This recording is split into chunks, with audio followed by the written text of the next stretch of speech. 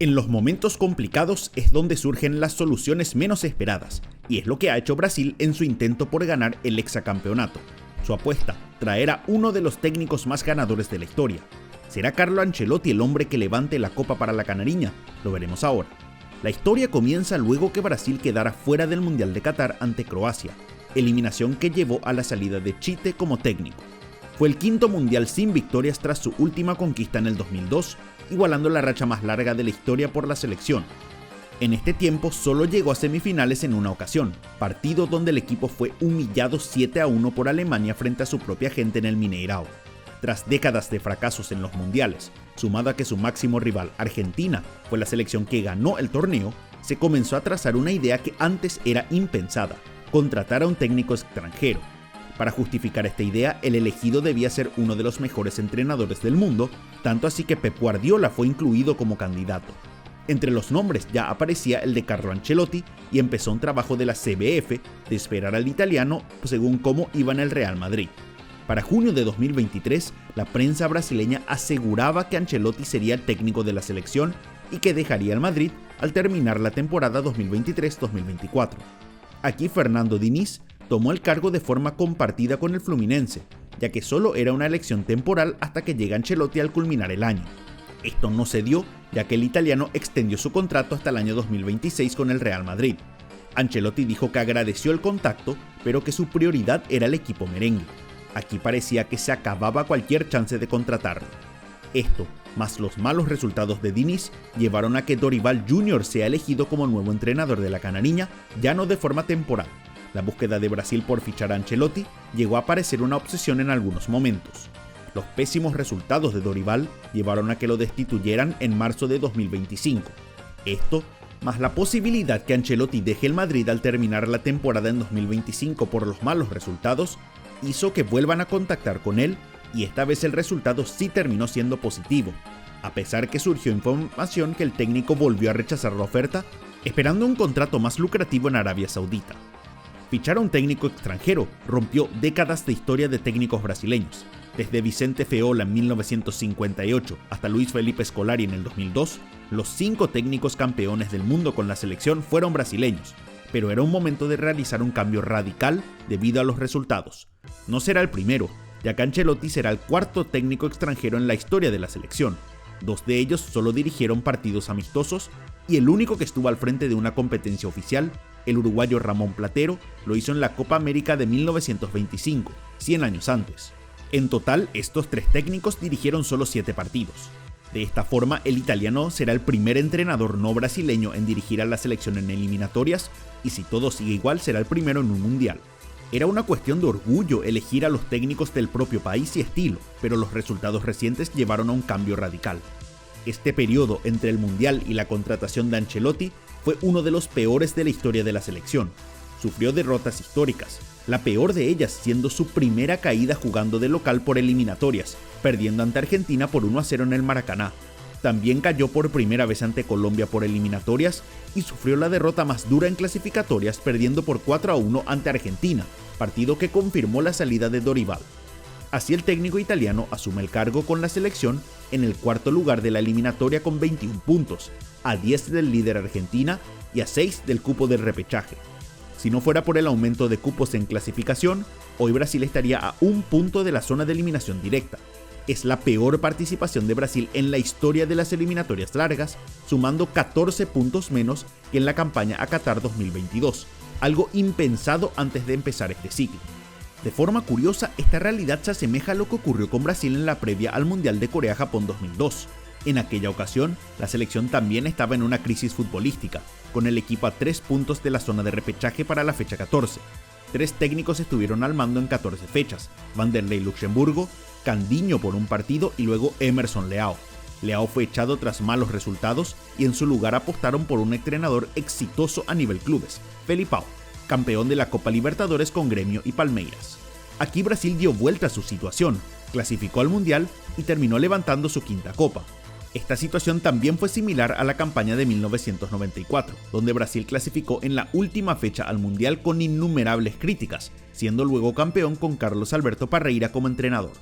Para mostrar la conexión con la última campaña exitosa, Fue el propio Felipao quien dio la bienvenida a Ancelotti en la conferencia de prensa, entregando la prenda oficial de la selección.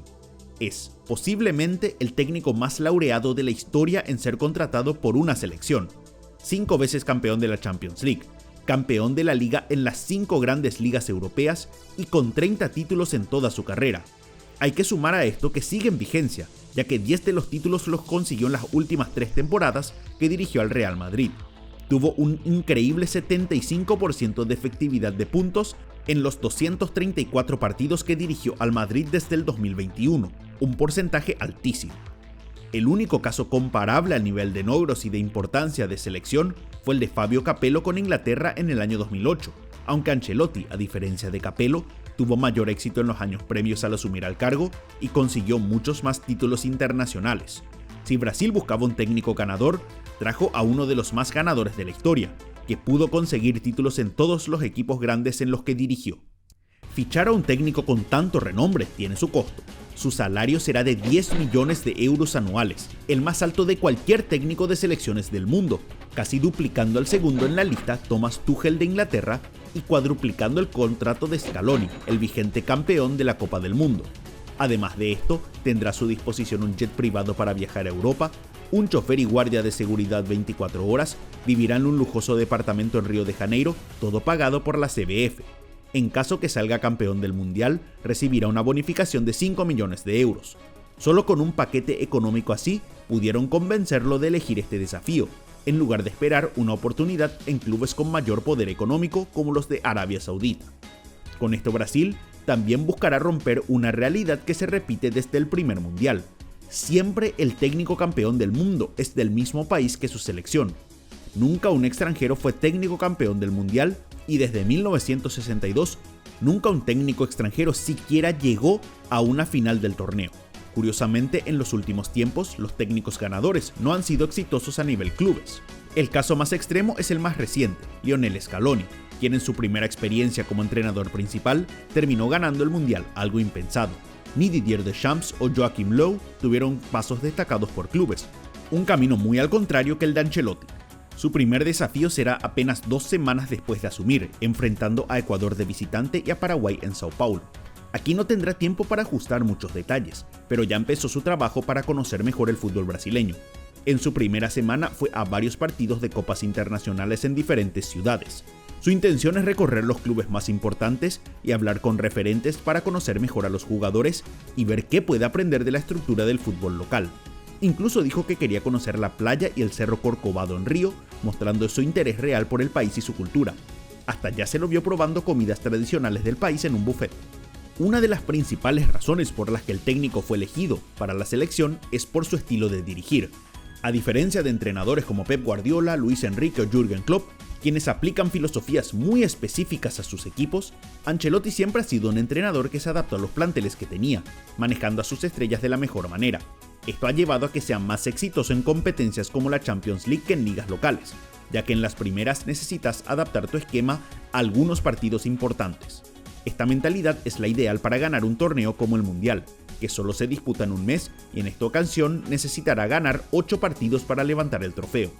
El hecho que no tenga un estilo muy marcado también ayuda, ya que en las selecciones hay muy poco tiempo de trabajo, por lo que no hay suficientes prácticas para que un sistema muy rígido dé resultados. Es esta la apuesta que hace Brasil con Ancelotti, esperando que sus fortalezas como técnico se trasladen de forma efectiva a los torneos de selecciones, algo que nunca ha hecho. El propio técnico declaró que su intención es mantener el esquema del Real Madrid del 2023-2024 con la selección, afirmando que su equipo no tendrá una sola identidad, ya que esto no es inteligente. Su principal fortaleza es el manejo de las figuras de su equipo, algo que Brasil necesita de forma urgente. El técnico ya tuvo experiencia con muchos jugadores brasileños, dirigiendo a más de 30 en toda su carrera. Dijo que con todos se llevó bien excepto con uno, Rivaldo en el 2002 con el Milan. En este tiempo futbolistas como Kaká ganaron el Balón de Oro, demostrando que Carlo podía llevarlos al máximo nivel. Brasil siempre tiene un vestuario con todo tipo de estrellas y pocas veces un técnico tiene mayor perfil que todos ellos, como será en este caso. El gran desafío de Ancelotti es que Vinicius Jr. logre trasladar sus rendimientos con Real Madrid a la selección. Mientras que en el equipo merengue ha sido un jugador fundamental con el italiano, en la Canariña ha tenido pocos partidos de alto rendimiento. Disputó 39 encuentros, donde solo anotó 6 goles y dio 6 asistencias. Esto en 4 años, un número bajísimo para una figura de talla mundial. En estas eliminatorias disputó 9 de 14 partidos, con varias ausencias por lesiones. Anotó 2 goles y dio 1 asistencia, y de los partidos que disputó, Brasil ganó solo 2, empatando 3 y perdiendo en 4 ocasiones.